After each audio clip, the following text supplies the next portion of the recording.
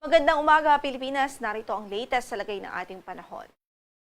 Easterlies pa rin ang prevailing na weather system sa ating kapuluan at patuloy na dala nito ang mainit at malinsangang panahon sa ating bansa.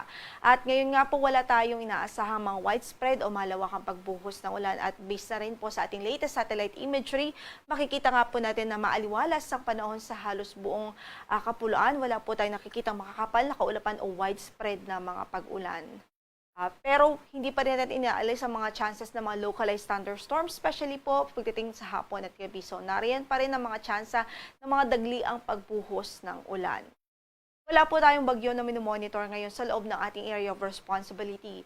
And at least in the next 2 to 3 days, wala tayong inaasahan na mabubuong LPA o kaya naman ay bagyo sa loob at sa paligid ng ating area of responsibility. Ngayon pa man patuloy po mag-antabay sa magiging updates ng pag-asa sakaling magkaroon po ng mga significant changes. Sa pagtayo ng ating panahon, para sa araw na ito, mananatiling bahagyang maulap hanggang sa maulap ang papawirin po natin. So mostly ay bahagyang maulap po tayo sa maghapon. At kung may mga pag-ulan man, ay mga panandali ang pagbuhos lamang po ito at very isolated o mga pulo-pulo lamang.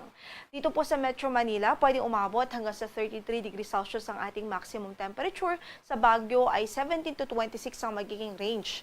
Samantala 24 to 32 naman sa Lawag City, 24 to 34 sa Tuguegarao City. Sa Legazpi ay 23 to 31 degrees Celsius habang sa Tagaytay ay 20 to 30 degrees Celsius ang inaasahang magiging agwat ng temperatura. Ngayon din sa Visayas at Mindanao, wala tayong inaasahang malawakang pag-ulan sa ngayon.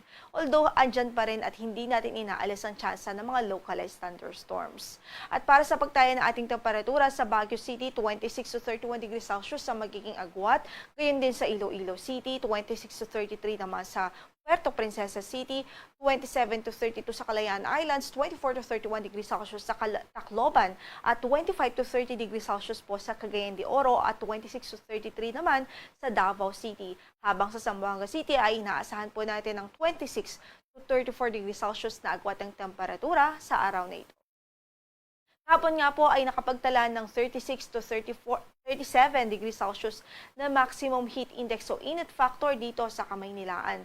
So nasa extreme caution level ho yan. Gayon din, ang pinakamataas na naitalang heat index kahapon ay dito sa San Ildefonso, Bulacan at sa Iloilo City, Iloilo, kung saan ay nakapagtala po ng parehong 41 degrees Celsius.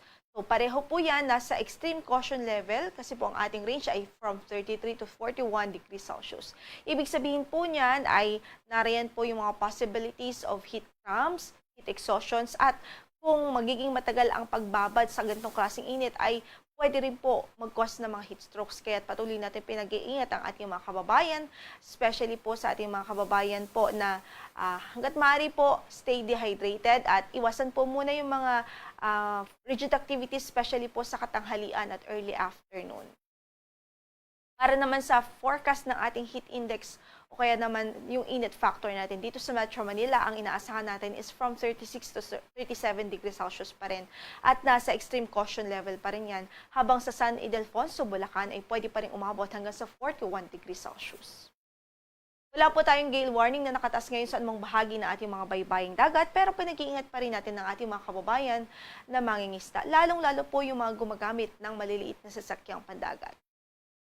Ang sunrise natin for today is 5:55 in the morning at lulubog naman ang araw mamaya sa ganap na alas 6:08 ng gabi. Ito po si Lori de la Cruz Galicia. Magandang umaga po.